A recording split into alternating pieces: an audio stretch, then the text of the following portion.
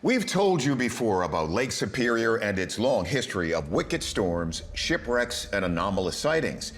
We'll add this to the list: a close encounter between a Great Lakes freighter and a UFO. June 2019, Eric Rentamaki is in search of a unique rock called Uperlites that he discovered. It can only be found using a specific black light. I'm probably one of the most famous rock hounds in the world. Suddenly, very different glowing lights in the air over the lake catch his eye. Let's push in. It looks like two objects are flying perfectly in line with each other, or they could be two lights on a large object we can't see. This is the craziest thing I've ever seen in my life. The lights make no noise, and watch this. One passes directly over a ship. It's a 1,000-foot iron ore freighter, to give you some reference on the size with that video. When Eric checks in with the freighter, they report that they didn't see or hear anything out of the ordinary. Eric watches the orbs for almost 2 hours, and then they seem to start watching him. Yeah, it's moving towards us.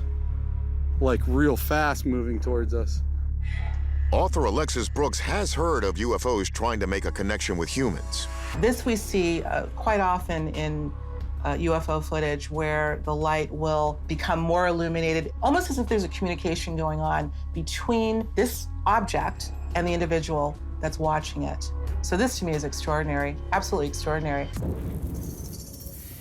In a prior episode, we discussed the sighting of an alleged ghost ship on Lake Superior. That turned out to be a mirage of a nearby island. Is there some other optical illusion at play here? Let's check in with our ace video analyst.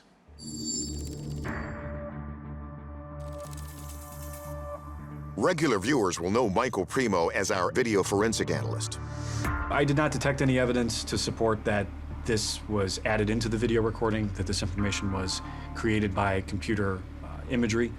So the video is real, but Primo says the camera's image quality is poor. We have a camera that's essentially not recording as accurately as we would expect when you point it into the sky and try to capture this information. Next, astronomer and video effects designer Mark D'Antonio examines whether the orbs could be something man-made. One keeps fading in and out. We're not seeing any blinking lights that are mandated by the FAA, so we know that they're not aircraft. It's not impossible that they might be drones. However, one thing to know about drones is they actually have their own set of lights, and an orange light is not typically one of them. And note that Eric tracked these orbs far longer than any consumer-grade drone can fly. Aviation analyst Tim McMillan wonders if it might be the most obvious culprit of all. The planet Venus is very commonly mistaken for UFOs because at certain times of the year it can be extremely bright.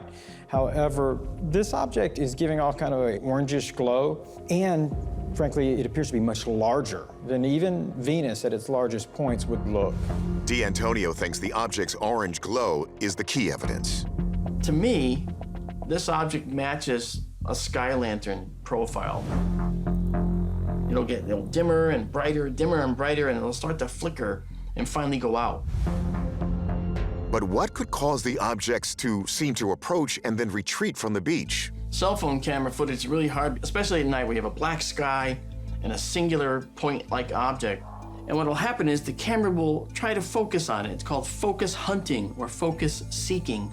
And it will go big and get bloated and then shrink down again as it tries to focus. And somebody could mistake that for an object racing toward them and then racing away. But just because the camera can't hold focus on the orbs doesn't explain what they are. And Eric and his clients saw them for over 2 hours, far longer than sky lanterns can stay aloft. It is categorically a UFO in that it's unidentified.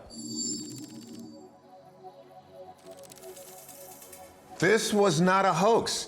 And while it might not be an alien craft, it remains a genuine, unidentified object. What's for certain is that Eric Rentamaki is still out there hunting Uper-like rocks and now UFOs. Happy hunting, brother.